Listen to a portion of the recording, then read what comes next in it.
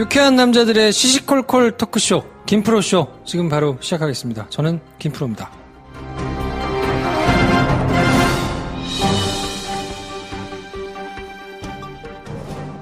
어서오세요. 안녕하세요. 네, 수줍은 관종 수줍당 대표 데이브님 나오셨습니다. 안녕하세요. 다음 국회의원 선거 도전하겠습니다. 아 진짜 택도 없다. 자, 아니 왜 택이 없다고 생각하지? 네. 마른 장작 좀 논당 네. 네 대표 김 선생 나오셨습니다. 안녕하세요.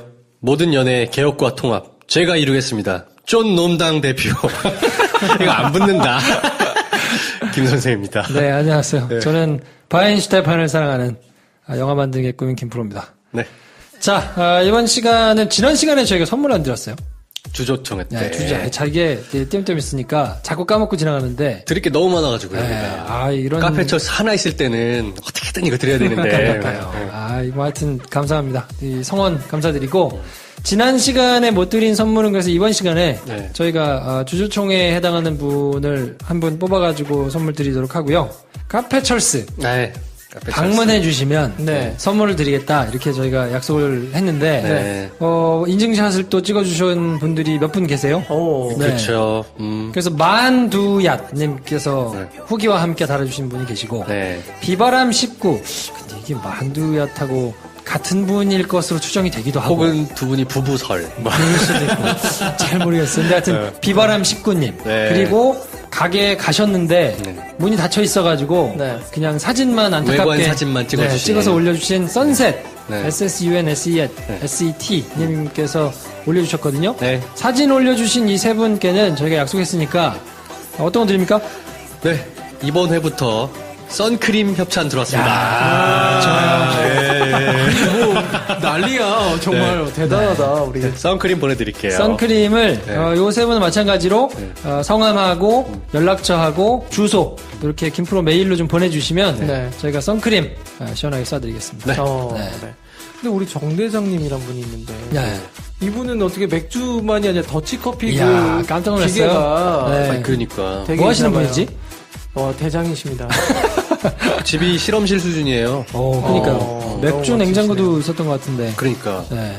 한번 와주세요. 저희 좀 배우게 그렇게. 또 정 대장님께서 네. 저희 시네마스타 또 오셔가지고 막 그 사인도 받아가시고 막 이랬었거든요. 네네. 영화도 되게 좋아하시는 분이에요. 하하. 삶을 누릴 줄 아시는. 야, 진짜 나름대로 멋있게 사시는 분. 이분이 내 형님이네.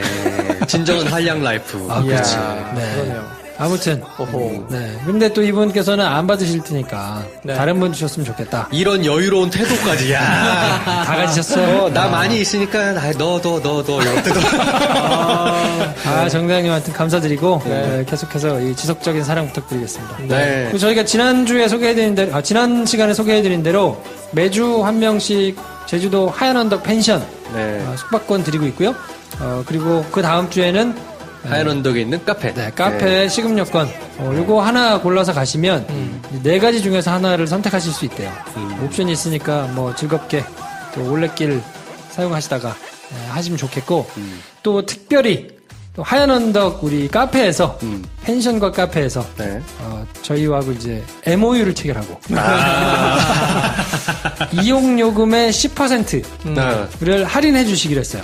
대박. 누구의 10%를? 김프로 쇼를 구독하고 있다는 사실을 인증하시면 이야. 가서 뭐 아이튠즈가 됐든 네. 아니면 팟빵이 됐든 구독 사진을 보여주시면 카페 사용하시는 금액의 10%. 네.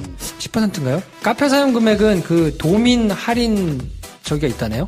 그렇군요. 네, 그 할인가를 적용해 주시기로 했고 네. 펜션 이용 요금은 10% 할인을 해주시기로 하셨으니까 제주도 여행 가시는 분들은 활용하시면 좋을 것 같아요. 그럼 정확하게 공지를 드려야겠네요. 네이버에서 검색하실 때 그냥 하얀 언덕 펜션 치니까 무슨 강원도 이런 데 많이 나와요. 그래서 앞에 꼭 제주를 붙여야 되는 제주. 네. 제주 하얀 언덕 펜션 딱 치면 그 홈페이지가 나옵니다.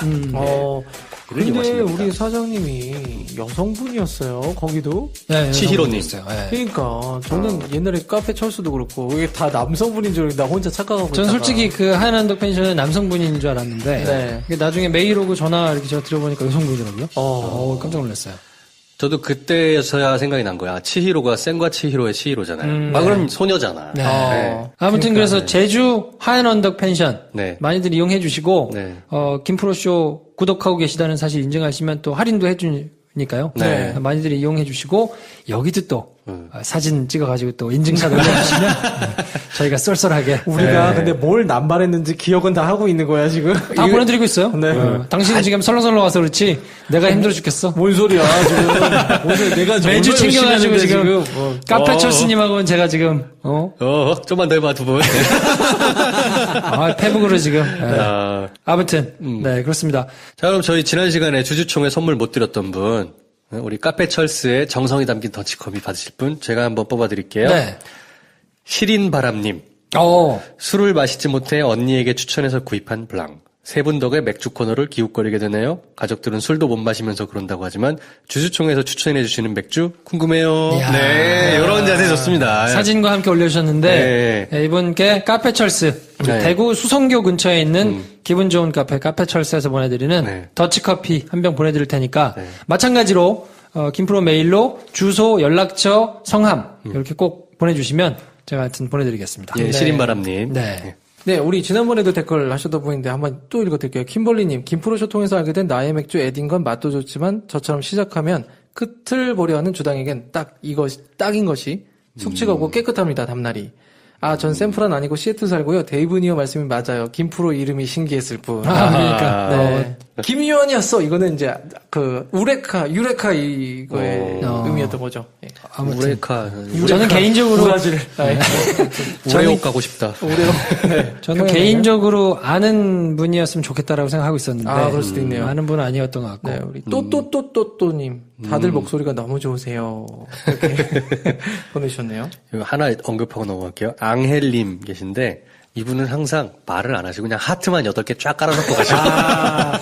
야. 네, 그렇죠. 그리고 어떤 분이 건너 바이엔슈테판 수입사 사장님을 알고 계신데 그러니까 연결을 해드릴까 봐요. 뭐 이렇게 올려주셨어요. 그래서 제가 댓글로 꼭 해주세요. 이렇게. 연결해주세요.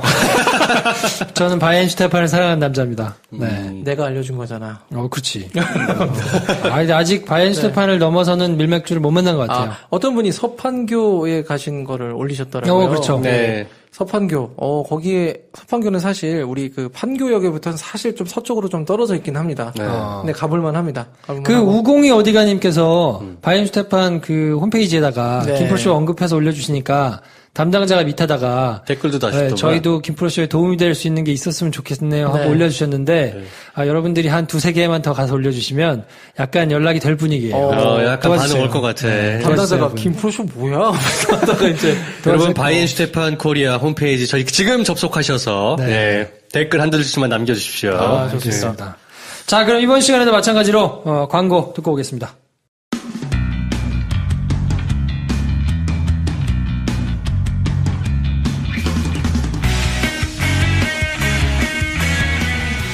여러분들은 지금 관종, 떼탄 놈, 영어미생이 만드는 시시콜콜 토크쇼 김프로쇼를 듣고 계십니다. 저는 이천동에 사는 레몬 장수입니다.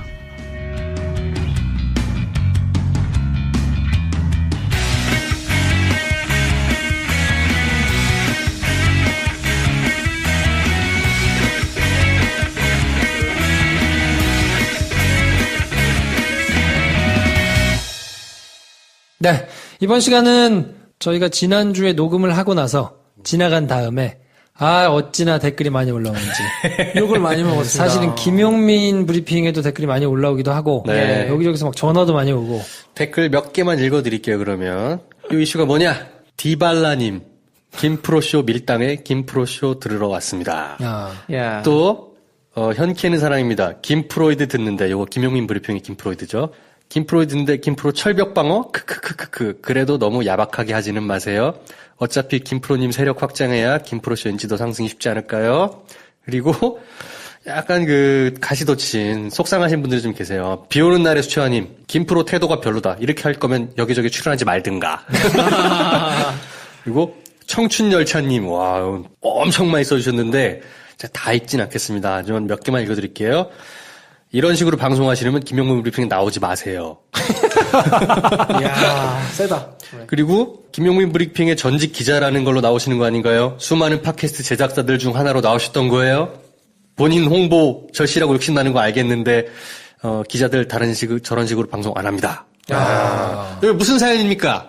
그 이제 설명 좀 해주세요. SBS 세월호 보도 때문에 네. 한바탕 이제 대선 앞두고 난리가 나가지고 그거에 대해서 도대체 진실이 뭐냐, 의도가 있느냐 없느냐, 뭐 이런 얘기를 이제 물어보시는 분들이 많았는데 네. 김용민 브리핑에서 제가 김프로쇼 오시면 들으실 수 있다. 네. 그래서 제가 이제 막 설레발을 쳤거든요. 네. 근데 솔직히 말씀드리면 네. 제가 전화를 안 해봤어요 그때.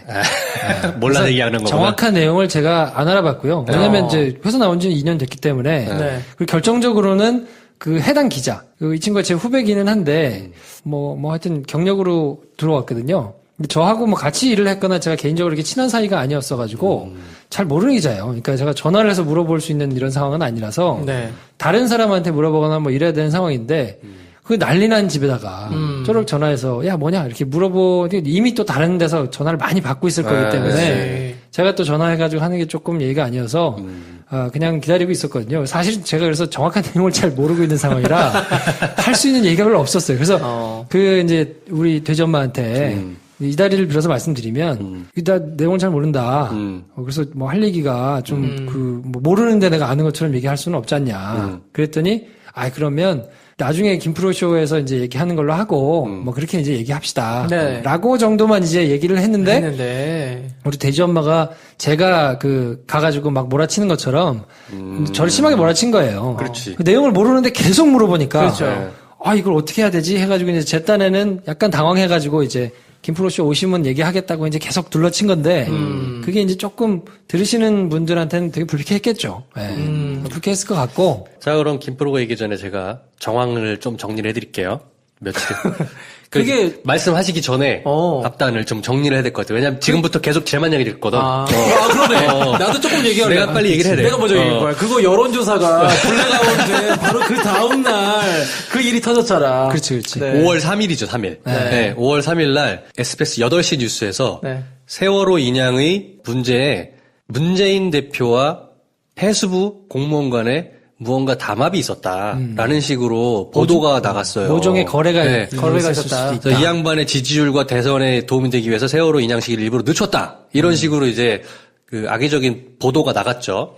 그래서 쌩 난리가 막 났어요. 여기저기 말도 안 된다. 뭐 더불어민주당 그랬지. 근데 이제 저희는 그건 상관없고 하필 우리가 5월 2일 날 김프로 쇼를 녹음을 했어. 그렇지. 그래서 5월 2일 날 김프로 쇼를 녹음하고 난 바로 다음 날 그 사건이 터졌거든요. 그러니까 우리는 한 번 모여서 녹음하면 꽤 많이 녹음해 놓고 우리가 다 생활인이지 않습니까? 많이 모여야 일주일에 한 번 겨우 녹음하는데 그게 터졌는데 게시판에 댓글이 달리기 시작합니다. 네. 김프로 해명할 일이 생기지 않았나요? 등등부터 시작해서 생전 댓글 안 다시던 분들 와서 여기 가면 진실을 들을 거라 생각해서 왔습니다. 뭐 이런 분들이 나타난 거예요. 근데 어떻게 우린 이미 녹음 다 했는데.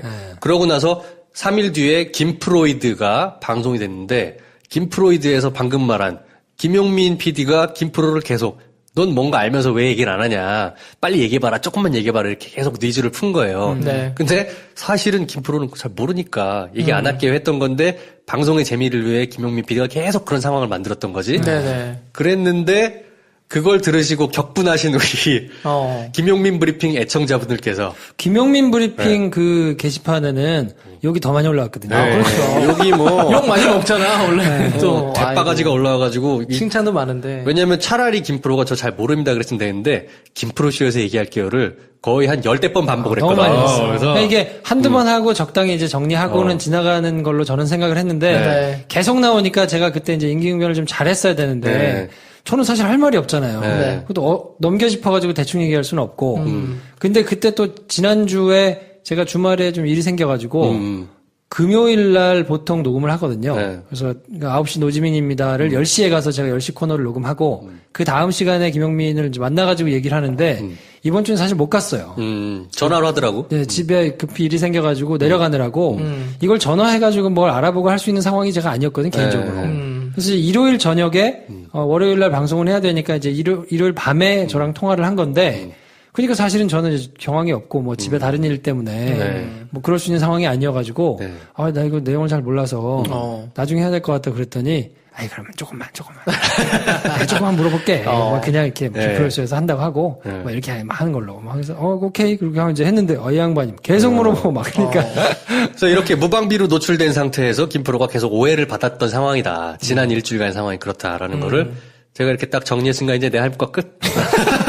이게 약간 또 조금 실드를 미리 치자면 우리 김프로에 대한 그 애정과 기대가 너무 크기 때문에 아니 근데 정말 객관적으로 저는 이제 객관적으로 본 사람이니까 객관적으로 좀 짜증나게 방송을 한 것 같아요 제가. 왜냐면 인정, 우리 인정. 아내가 그러더라고요. 나중에 뭔데 이렇게 뭐 많아? 그랬더니 내용을 듣더니 야 그만해 이제 그러더라고요. 거기 나가지 마. 아니 나가서 김프로쇼 얘기 그만해 그러더라고요. 네 알겠습니다. 이야, 좀 현명하시네. 이게 왠지 그 주간 돼지 엄마로 우리가 선빵을 날린 거에 대한 그 돼지 엄마의 역공이 아니었나. 약간 그런 냄새가 살짝 납니다. 그리고 이제 뭐 묘하게 시점도 이제 김용민 브리핑이 또 한 달 쉬기도 하고 네. 뭐 개편을 해가지고 또 새로 저걸 한다고 하니까 제가 나가서 막 김용민 프로쇼 막 얘기를 과하게 하고 이런 건지 안 하려고요. 네, 잘하셨어요. 어쨌건 뉴스 농장 받아왔잖아. 네. 그럼 된 거야. 뭐 하여튼 좀 불편하셨던 분들이 계시다면 죄송하고요. 그래서 이번 시간은 어쨌든 그 세월호 SBS 뉴스에 대해서 어쨌든 뭐 결론이 어떻게 나와서 이걸 뭐 받아들이는지 마는지 뭐 이런 거는 변론으로 하고라도 얘기는 어쨌든 쭉 해드리는 게 맞을 수 있겠다. 자, 얘기 한번 해봐. 예. 그래서 한번 좀 얘기를 해보려고요. 그래서 제가 이제 난 쉬어도 되지. 이제. 우리 둘 다 잠깐 우리 누울까요? 그러니까 두 분은 그냥 진짜로 궁금한 일반인들의 입장에서 정말 그냥 궁금한 오케이. 내용들을 네. 한번 진짜로 물어봐 주시면 네. 제가 그거에 맞게 한번 답을 해드릴게요. 네. 그래서 그 요거를 아시기 전에 미리 좀 이해를 돕기 위해서 제가 설명을 드려야 될 부분이 보통 8시 뉴스 그러니까 뭐 MBC 8시 뉴스, KBS 9시 뉴스 똑같아요. 그 지상파의 메인 뉴스가 어떻게 제작이 되느냐. 이 시스템을 일단 먼저 좀 아셔야 네. 도움이 좀 될 것 같은데 각 부서가 있잖아요. 정치부, 경제부, 사회부, 뭐 국제부, 문화부 뭐 이런 이제 부서들이 있는데 이런 부서들의 부장이 있어요. 그리고 부장 밑에 데스크라고 그래가지고 이제 부장보다는 밑에서 이렇게 좀 통솔을 하는 뭐 차장이네 그냥. 차장 차장이에요. 밑에 차장. 그 실제로 저 직급도 차장이고요. 네. 그리고 그 밑에 이제 편기자들이 쭉 있거든요. 네. 각 부서마다. 그러니까 부장이 그날 본인 부에서 발제를 해가지고 이제 기사로 내보내겠다 하는 기사들을 가지고 오전 8시에 회의를 합니다, 보통. 네. 1차 회의를 해요. 맨 처음에. 일정이 어떤 게 있고, 뭐 오늘은 이런 게 있을 예정이니까 이런 걸로 기사를 쓰겠다 해서 제목과 이제 간략한 내용, 뭐 이런 것들을 이제 해가 가지고 들어가죠. 근데 요거를 부장이 8시에 가지고 들어가야 되니까 각 부원들은 7시에서 7시 반 사이에 내용을 다 올려야 돼요. 그 언론사에는 그렇게 그 취재 정보 시스템이라고 그래가지고 전체가 다 쓰는 뭐 게시판 같은 게 있거든요. 거기다가 자기가 다 올려요. 그러면 데스크가 이거 1차 취합을 해가지고 다 조율을 하고 사실관계 확인한 다음에 부장한테 이제 딱 갖다 주면 부장이 그걸 들고 아침 8시 회의를 가는 거예요. 그래서 8시 회의에서 각 부서에서 쫙 일반 많이 가져가겠죠. 각 부마다 이제 몇 개씩 가져가면 그걸 가지고 통상 메인 뉴스가 1시간, 뭐 1시간보다 안 되니까 한 40분 정도 뉴스가 진행되는 동안에 한 20개에서 25개 정도 뉴스가 나가거든요. 그러니까 그거를 나래비를 세워서 이제 오늘 해야 될 거를 뺄 건 빼고 넣을 건 넣고 이렇게 1차로 만들죠. 그래서 한 오전 10시 정도가 되면 다 각 부서의 사람들한테 하달이 내려옵니다. 편기자들은 7시 무렵에 이제 각 출입처로 출근을 해가지고 조간 기사 보고 근데 조간을 봐야 되니까 사실은 출근 더 빨리 해야 돼요. 6시 반 정도 이제 출근해요. 그래서 각 조간 신문 다 보고 일정 확인하고 그래서 이제 7시에서 7시 반 사이에 그거를 올리면 그게 취합해가지고 부장 8시 들어가잖아요. 그럼 그 시간에 잠깐 짬이 나요. 그럼 이제 그때 기자실에 앉아가지고 잠을 자거나 아침을 먹거나 뭐 이런 걸 해가지고 이제 시간을 좀 보내고 9시 반 정도에서 10시 사이 정도 되면 지시가 내려옵니다. 편집회의에서 통과가 됐으니까 요거는 오늘 기사 쓴다. 준비해라. 그럼 이제 그거에 맞춰가지고 뭐 브리핑을 가기도 하고 뭐 취재를 다니기도 하고 이제 막 하거든요. 그래서 이제 한 10시 무렵 정도 되면 1차적으로 이제 오늘 뉴스가 메인 뉴스가 어떤 식으로 나갈 것이다라는 기사가 쭉 나와요. 그리고는 지나가면 오후 2시에 다시 한번 회의를 합니다. 석간 뉴스가 나오는 게 있기 때문에 문화일보랑 뭐 이런 이제 일부 석간 신문들을 다 취합하고 인터넷 상황 이런 거 취합해가지고 오후 2시에 다시 한번 회의를 해요. 쭉 부장들이 모여서 그럼 이때 다시 한번 상황 체크를 하는 거예요. 그리고 나서 오후 5시에 최종 회의를 한번 합니다. 그러니까 하루에 회의가 그렇게 3번 있는 거예요. 3번이나 있는 거네. 네. 그 사이에 이제 들어갈 건 들어가고 아주 큰 이슈들은 안 빠지는데 약간 짜잘하거나 기획기사나 이런 거는 들어갔다 빠지기도 하고 내일로 미뤄지기도 하고 이제 막 이런 게 조정이 있단 말이에요. 그리고 갑자기 생긴 사건 사고 이런 게 새로 들어가기도 하고 오후 5시에 회의가 이제 시작이 되면 그때는 컨펌이에요. 그래서 그때는 순서를 정합니다. 순서도 정하고 뭐 이런 걸 쭉 해가지고 이제 완전 컨펌되는 안이 오후 5시 정도 되면 나와요. 네. 그러면 기자들은 오후 6시 언저리를 그러니까 한 5시, 6시, 7시 뭐 아주 촉박한 거는 8시 직전까지 쓰기도 하는데 대여섯 시 무렵에 기사들이 다 이제 각 부서에서 써가지고 올립니다. 1차본을. 그러면 데스크가 그 기사를 가안을 차장. 먼저 봐요. 차장이 먼저 쭉 이제 다시 수정하고 수정할 거 수정하고 뭐 앞뒤 이런 거 쭉 문맥 맞춰가지고 이제 기사를 한번 본 다음에 그거를 부장한테 넘기죠. 다 봤습니다. 그러면 보통 이제 소문자 오케이를 찍어가지고 올리면 부장이 보고 쭉 다시 한번 확인을 한 다음에 대문자 오케이를 찍어서 이제 출고를 하는 거예요. 그럼 그거에 맞춰서 기자가 가지고 가가지고 오디오를 읽습니다. 뭐 그 막 소리 지르는 오디오 있잖아요. 뭐 이제 뭐 이렇게 오디오를 읽으면 그 오디오를 가지고 6시 무렵에 이제 보통 편집실로 내려가요. 그래서 편집실에서 편집 기자들이 편집을 하는 거예요. 화면이랑 맞춰가지고. 네, 오디오하고 편집 이제 화면 그냥 찍어온 거 가지고 쭉 맞춰가지고 그때부터 이제 한 7시, 8시 전까지 막 불이 나게 편집을 한 다음에 이제 쭉 올려놓으면 그거 가지고 이제 이렇게 8시 뉴스를 하는 거거든요. 그러니까 6시, 8시 사이에 이제 기자들이 컨펌된 기사를 올리고 녹음하고 편집하고 그걸로 방송을 하는데 그게 끝나면 밤 10시에는 뭐가 있냐면 석회라는 게 있어요. 석회? 네. 또 뭐요? 밤에 하는 회의예요. 그 지상파 3사 또 다른 종편 뭐 이런 걸 쭉 훑어가지고 오늘 어떤 뉴스가 나왔고 타사들은 어떤 뉴스를 어떻게 다뤘고 뭐 이런 부분에는 이렇게 좀 문제가 있었던 것 같고 뭐 이런 게 잘 됐던 것 같고 오늘 가장 좋았던 리포트는 뭐 이런 게 있고 이런 걸 마무리하는 야근이라고 하는데 방송국에서는 야근이라고 하지만 철야예요, 철야. 왜냐면 그 다음날 아침 뉴스를 만들어야 되기 때문에 네. 밤 사이에 진행되는 상황을 체크하는 사람들이 각 부서마다 뭐 한 2-3명씩 이렇게 남아있거든요. 다 모이는 건 아니고. 그 남아있는 사람들이 이제 좀 모여가지고 한 6-7명 정도 모여요. 그래서 이제 그 사람들이 회의를 하거든요. 그럼 그 회의 내용을 그 다음날 아침 회의할 때 그 야근 담당했던 사람 중에 제일 높은 사람이 들고 들어가요. 그래서 어제 저녁엔 이런 상황이 있어, 이런 상황이 있었고, 뭐 이렇게 쭉 이제 얘기를 보고를 하거든요. 그럼 이제 아침 회의를 이제 그 부장들이 모여가지고 그거하고 같이 해가지고 하는 거거든요. 요런 시스템으로 방송 기사들이 이제 출고가 되는 거예요. 엄청 타이트하네. 굉장히 빡빡하죠. 그래서, 지금 그 담당 기자는 이제 편집 일부에 소속이 돼 있던 기자예요. 네. 근데 이제 일부 뭐 관훈 나이트클럽 이런 데서도 얘기를 하는데 아니 정치 사회부가 아니고 편집부가 어떻게 기사를 쓰냐. 근데 SBS가 조직 개편이 좀 크게 있었어 가지고 옛날에는 이제 편집부는 뭐 하는 데냐면 편집 1부와 편집 2부가 있습니다.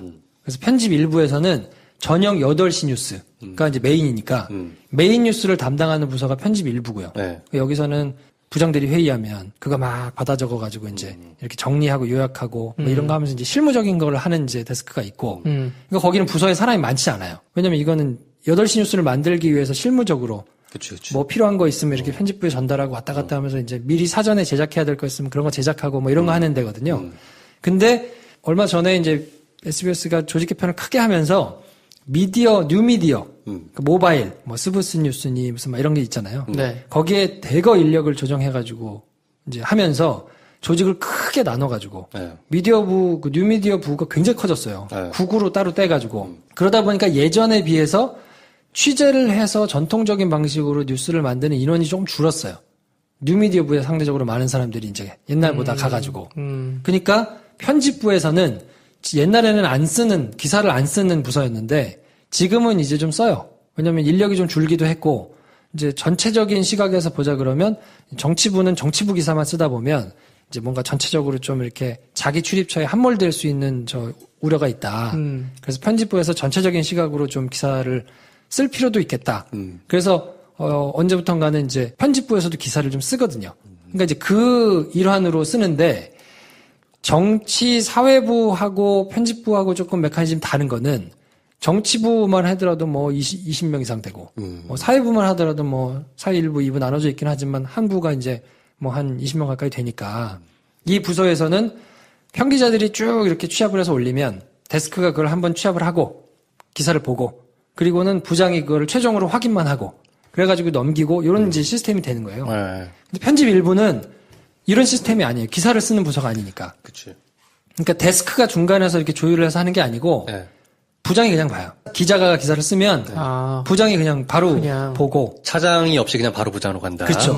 그리고 편집 일부장이라는 자리는 뭐 하는 자리냐면 그 부장들 중에서 그래도 제일 선임이에요. 편집 일부장을 하다 그 다음에 편집국장을 하는 경우가 많아요. 네.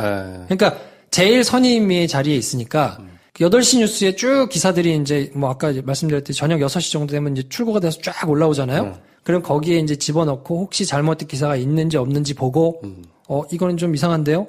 뭐 요거는 좀 내용이 그런 거 아니에요? 물어보기도 하고. 네. 뭐 이렇게 조율을 해가지고 거의 맨 마지막에 확인하는 단계를 편집 일부장이 한번 다 본단 말이에요. 네. 근데 편집 일부에서 기사를 쓰다 보니까 네. 여기는 상대적으로 그냥 사회부에서 만약에 기사를 쓴다 그러면 기자가 한번 쓰죠. 그걸 데스크가 한번 체크하죠. 부장이 한번 체크하죠.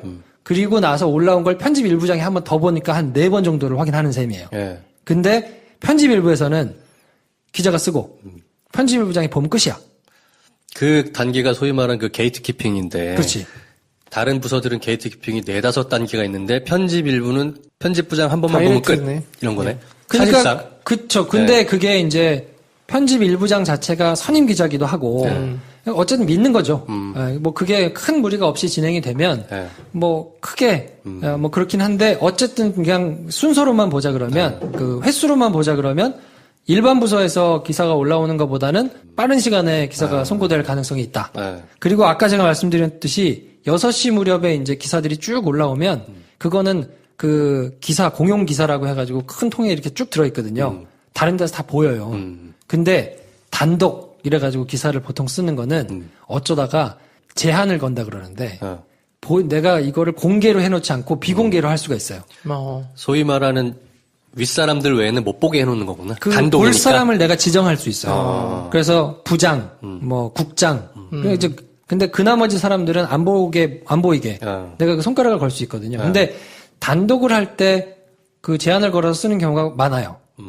왜냐면 요게 단독이라고 올라갔는데 세면 안 되니까. 전혀 다른 부서에서 이걸 보고 내가 친한 사람한테 야 이런 기사 나간다. MBC에 살짝 얘기해주고 뭐 이런 거. MBC는 없지. MBC는 없고 뭐 삼성 관련된 기사인데 삼성에 누구랑 친한 어떤 사람이 보고 야 니네 이런 기사 나가더라. 긁어가지고 보내줄 수도 있어요.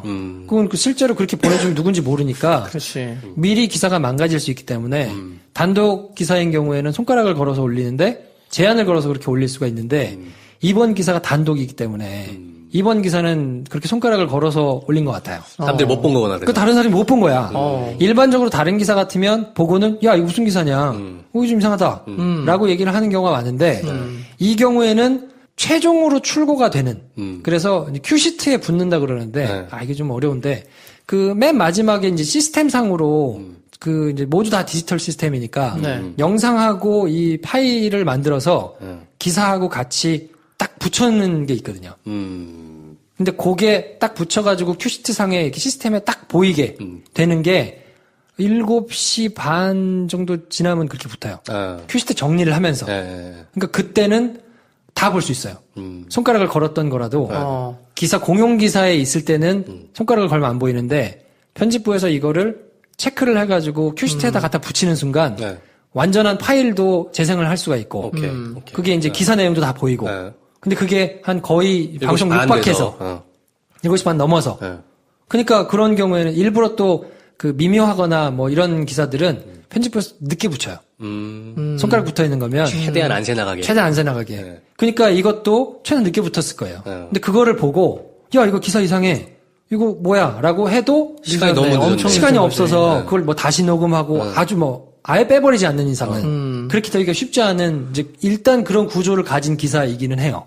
이번 기사가. 그러니까 미리 봐서 그거를 왜 게이트 키핑을 안 했냐는 둥 이걸 보고 뭐 의문을 제기하거나 뭐 항의를 하는 사람이 없었냐는 둥 하는 거는 해당 사항이 없는 거예요. 이번 기사 자체는.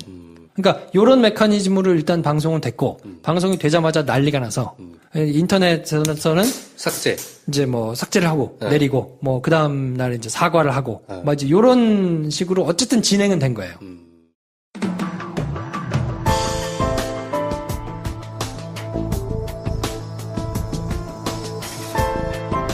유쾌한 시사, 맛있는 맥주. 김프로쇼 화이팅!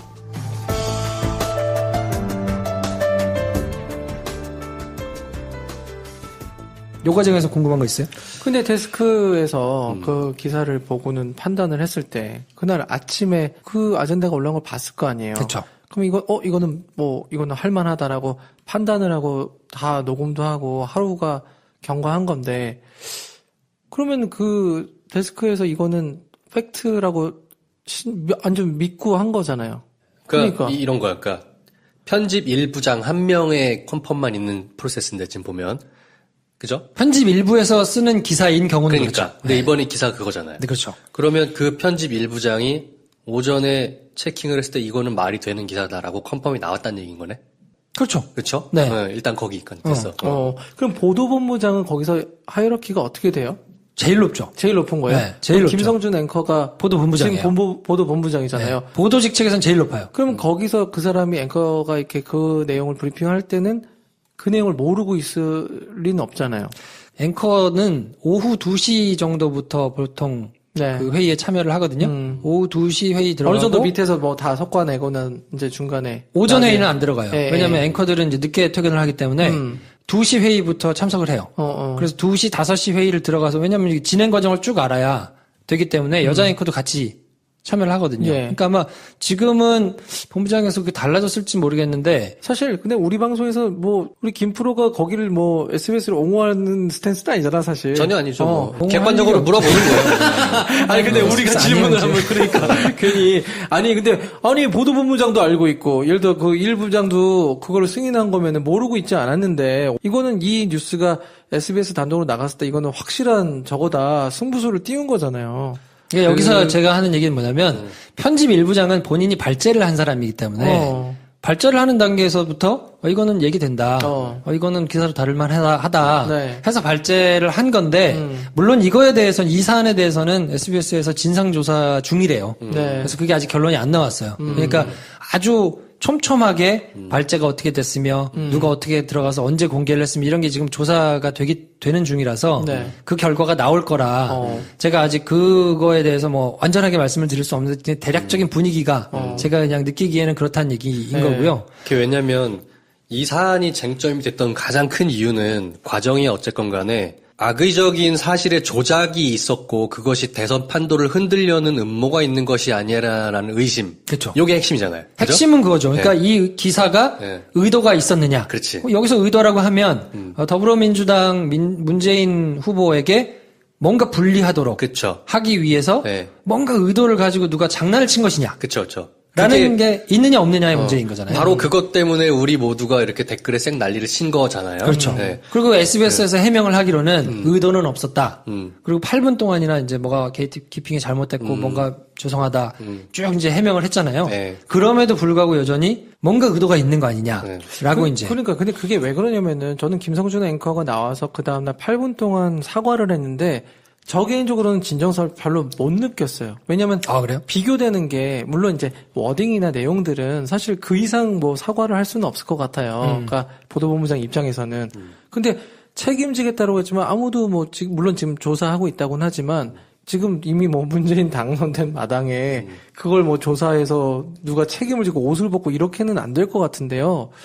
왜냐면 비교되는 거는 그 전에 JTBC에서 손석희가 어떤 데이터 그래프 잘못된 걸 가지고 사과를 한 게 바로 그 사건 며칠 전에 있었거든요.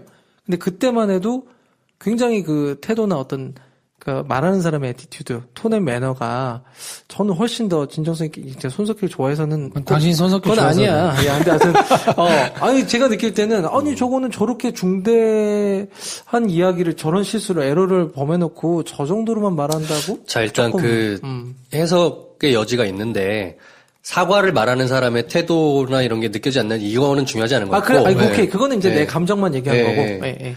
쟁점은 이거잖아요. 의도가 있었던 거냐 아닌 거냐. 네.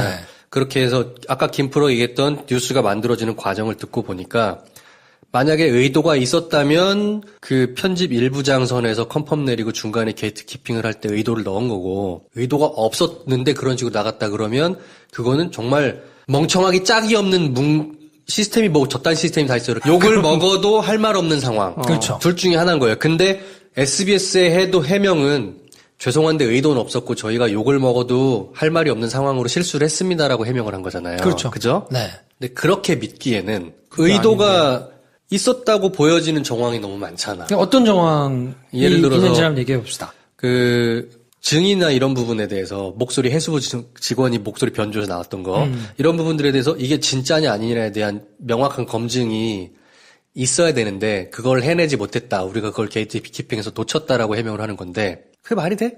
그게 만약에 명확하다고 생각하지가 않았다면 뉴스가 안 나갔어야 되는 것이고 이건 명확한 팩트다. 그랬으면은 해명할 이유고 사과할 이유는 없는 거잖아요. 현재. 그러니까 지금 대상이 되는 건 어떤 거냐면 많은 분들이 얘기하기에 그게 이상하다. 그냥 일반적으로 기사들이 이제 막 볼 때는 이제 신문 기자들이 막 얘기하기도 하고 인터넷 기자들이 막 얘기하기도 하는데 그런 거는 일단 논의 대상에서 빠진다는 얘기를 제가 드린 거예요. 지금 여기서는 의도가 담기려면 그 담당 기자든지 그거를 데스킹을 본 부장이든지 아니면 그거를 전체적으로 통솔하는 국장이든지 아니면 지금 앵커든지 네 명밖에 지금 없는 거예요. 그렇지. 해당되는 사람이. 그러니까 뭔가 의도가 들어갔다고 하면 이 네 명 중에 누구 한 놈이 쓴 거겠지. 누군가가 그 의도를 실현하기 위해서 뭔가 막 열심히 작업을 했다는 얘기인 건데 그럼 그렇게 놓고 일단은 해석을 해야 되는 거고 제가 이 말씀을 쭉 길게 드린 이유는 야 다른 기자들이 보고 충분히 뭔가 이걸 제기하고 게이트 키핑이 될 수 있었다라는 거 자체가 일단 성립하지 않는 아니. 사건이라는 얘기를 드린 거예요. 네. 게이트 키핑이 됐으면 안 일어났겠지. 그런 뜻이 아니라 어차피 1, 2, 3, 4 4명 중에 하나만 밖에는 볼 수 없는 사안이었기 때문에 다른 기자 얘기를 하는 게 아니에요. 그러면 그 4명, 그 해당되는 4명 중에 누구 하나라도 그게 잘못됐다라고 판단을 해서 수정을 하지 않았다는 거잖아요, 지금 상황은. 그렇죠. 그쵸? 그러니까 어떤 상황이냐면 본부장과 국장이 의도가 있었다면 이번 사건 성립하기가 좀 어려워요. 왜냐하면 그런 의도를 가지고 시켜야 되잖아요. 야, 기사 써. 내가 이걸 몰아가 줄 테니까 얘 이거 듣고 기사 써라고 해야 되는데 그렇게 되기에는 그 현실성이 굉장히 좀 떨어집니다. 그 의도에는 두 가지 측면이 있어요. 내가 무언가를 지시해서 그렇게 만들어내는 것도 의도지만 그렇게 만들어진 결과물을 보고 특별하게 네거티브한 코멘트를 하지 않는 것도 일종의 의도예요. 네. 네. 후자의 의도에 해당하는 거지 그러면. 그러니까 일단은 전제를 하는 게 보통 기사가 보면 하명 기사가 있고 발굴해가지고 쓰는 기사가 있는데 이번 사건의 경우에는 하명 기사는 아니다. 그렇지. 그건 확실하다. 네. 그래서 제가 말한 그 전자의 의도는 아니야. 어디선가 누군가 뭔가를 가지고 와서 야 이거 기사 좀 써라. 그리고 그거 던져줘가지고 기사를 쓴 건 일단 아니다. 이거는 자발적으로 밑에서부터 발제가 돼가지고 올라온 기사는 맞다. 그렇다고 하면 의도라는 게 기자가 의도를 담아가지고 썼거나 아니면 부장이 의도를 가지고 뭔가를 고쳐가지고 했거나 뭐 요 두 가지 이제 상황인 거고 나머지 국장과 본부장 앵커인 경우는 확인을 꼼꼼히 못했거나 그러면 확인을 꼼꼼히 못했다라는 거에 이제 해명의 골자이고 저는 그렇게 믿고 싶어요. 그렇다면 확인을 꼼꼼히 하지 못해서 그냥 넘어갔다. 그건 정말 미안하다. 이 상황인 건데 확인을 꼼꼼히 했다면 했음에도 불구하고 이거는 말이 된다. 특종이 되겠다라고 생각해서 통과된 거 아닌가. 근데 그렇게 되면 이제 의도를 의심하는 분들의 그 핵심은 뭐냐면 문재인 후보가 이제 여론조사 공표도 안 되는 기간이니까 첫날이니까 뭔가 스크래치를 내기 위해서 문재인 쪽에 불리하게 하기 위해서 뭔가 판세를 좀 그렇게 만들어 보자라는 의도를 가졌을 법한 사람들인가를 보는 게 중요한 거 아닌가? 근데 그 시간이 길어지니까 지금 대부분가 지금 굉장히 발을 동동 구르시는 것 같은데. 아니 그 사람들이 이제 그런지 아닌지는 우리가 알 수 없는데. 네, 알 수 없는 영역은 얘기하지 말자고. 지금의 얘기를 들어보면은 누군가가 의도를 하고 의도하지 않으면은 일어날 수 없는 일인 거예요. 왜냐면 물론 그냥 단순 사고다. 그럼 그 사고가 뭐냐? 그럼 조 기자라는 사람이 어떤 합리적인 의심을 하고 가설을 세우고 취재를 해서 자료를 모아왔어. 근데 거기에 대해서 기자는 의도가 없었다 해도 이건 내가 정말 진실이다. 이거는 뭔가 정의를 세워야 된다. 뭔가 문재인이 문제가 있다라고 얘기를 하려고 했던 거고. 그럼 그 부장이 그걸 보고 오케이 이거는 아니요. 근데 그 기사를 자세히 봤어요? 안 봤지? 나는 봤어. 라이브로 봤어. 그러니까 기사를 보면 어떻게 돼 있냐면 네. 기사의 요는 기사를 잘 못 썼어요. 제가 볼 때. 그렇죠. 근데 해수부를 조지는 거예요. 해수부를 비난하는 기사라고 작성을 했는데 기자는 그리고 처음에도 그렇게 이제 본인이 얘기를 한 걸로 알려져 있더라고요. 그렇죠. 근데 이제 헤드라인도 그렇고 뽑은 게 해수부를 조지려고 기사를 써서 얘네들이 뭔가 이 정권이 바뀌려고 하니까 거기에 빌붙어 가지고 차관 자리나 이런 걸 한번 이게 만들어 보려고 뭔가 가지고 딜을 하려고 했다라는 취지로 해수부를 조지려고 이제 기사를 썼는데 이게 문재인 쪽에서 그런 뭔가 이렇게 딜을 했을 좀 섹시하게 기사를 바꾸느라고 헤드라인 바꾸고 앵커 멘트에다가 뭐 이런 걸 좀 집어넣고 그래서 전체적으로 기사를 그렇게 만들었다라는 게 지금 해명인 건데 그러면 그 소스를 내지는 그런 의도가 담긴 기사를 안철수 후보 쪽이거나 홍준표 후보 쪽이거나 유승민이나 어디 심상정 후보 쪽이거나 뭔가 불리한 판세에 있는 사람들이 이걸 되치게 하기 위해서 제공을 했겠다. 제공을 하거나 그쪽과의 협의가 있거나 아니면 그 기자 자체가 약간 그런 성향을 가지고 있거나 뭐 이런 게 있어야만 그런 의도가 담겼다는 게 가능한 그렇죠. 거잖아요. 근데 조울선 기자는 민주당 출입이에요. 자, 그러면 여기서 쟁점은 조울선 기자가 첫 번째로 올렸던 그 데스크에 올린 기사가 뭔가 첨삭되고 야마가 바뀌어 있는 형태를 누가 야마를 바꿨느냐가 1번 쟁점. 네. 그 야마를 바꾼 의도는 뭐냐. 그렇죠. 이 두 가지만 확인되면 돼요. 그렇죠. 그래서 조울선 기자는 그 실제로 세월호 현장에 팽목항 현장에 오래 있었어요.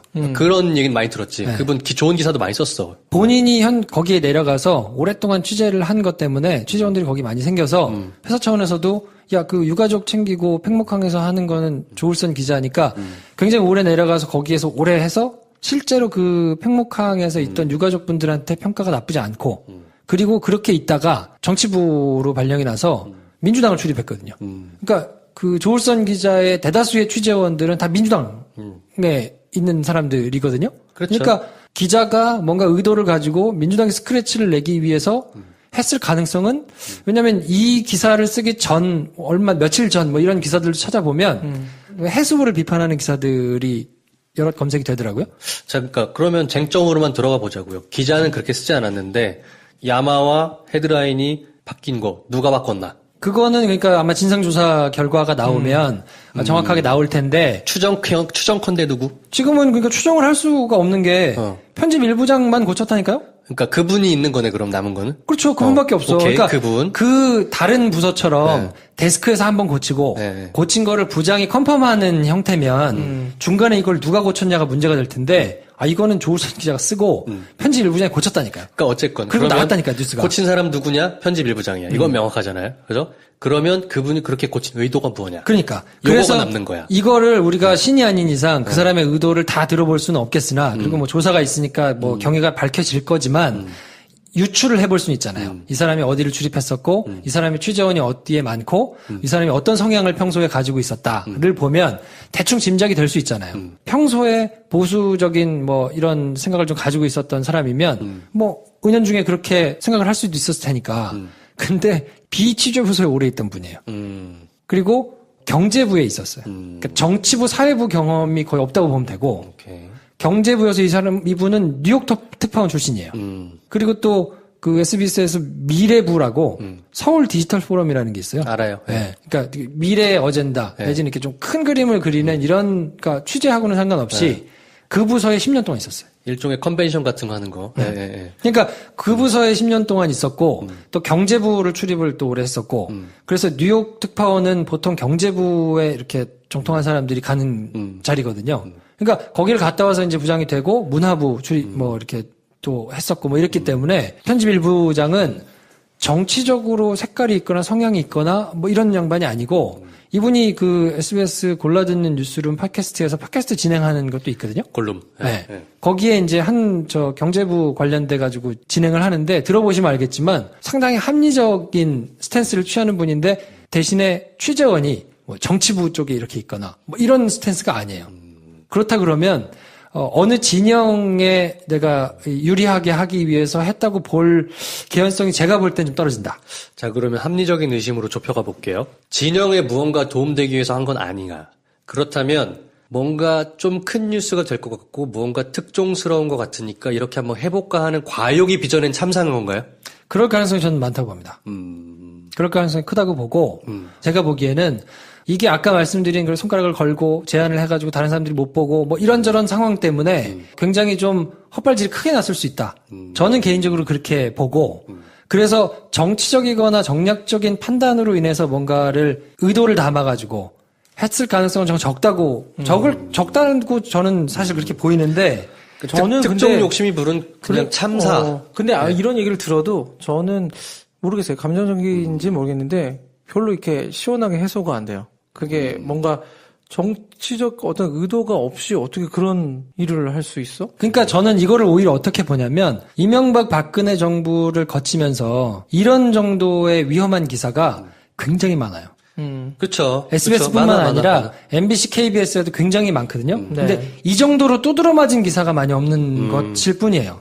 근데 이게 왜 생겼냐면 제 경험으로 보면 이명박 박근혜 특히나 박근혜 정부를 거치면서 두드러졌어요. 취재를 빡세게 하고 취재를 조금 헐겁게 해가지고 나면 분위기가 난리가 나고 어디서 물을 먹으면 다른 데 나갔는데 우리가 취재가 확인이 안 되고 이러면 개쌍욕 먹고 그냥 난리 인사에서 불이익을 받고 그래서 취재를 잘하는 친구들이 취재부서에 모이고 그 경쟁 때문에 내공이 없는 사람이 어디에 가지 못하는 이런 분위기가 분명히 있었거든요. 그리고 그런 분위기에 따라서 인사에서 저것은 정말 빡세게 하는 사람들 아니면 못 가는 부서. 그리고 이 부서에서 쓰는 기사들은 특별히 책임을 묻지 않아도 굉장히 꼼꼼하게 취재원을 해가지고 서로 묻지 않아도 취재원을 묻지 않아도 되는 이런 분위기가 서슬퍼런 분위기가 있었는데 이게 점점 그럴 필요가 없는 거예요.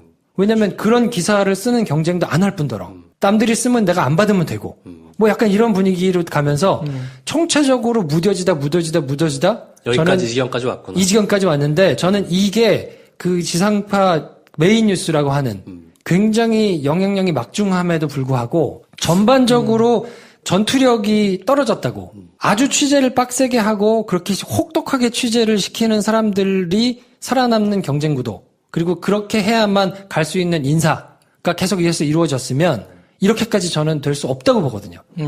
근데 그럴 필요가 없는. 저는 같은 맥락인 게 이 뉴스가 만약에 MBC, KBS 나왔다? 그러면 그 새끼들 그렇지만 하고 넘어갔을 것 같아. 네. 네. 왜냐? 기대감이 없기 때문에 그 뉴스에 대해서.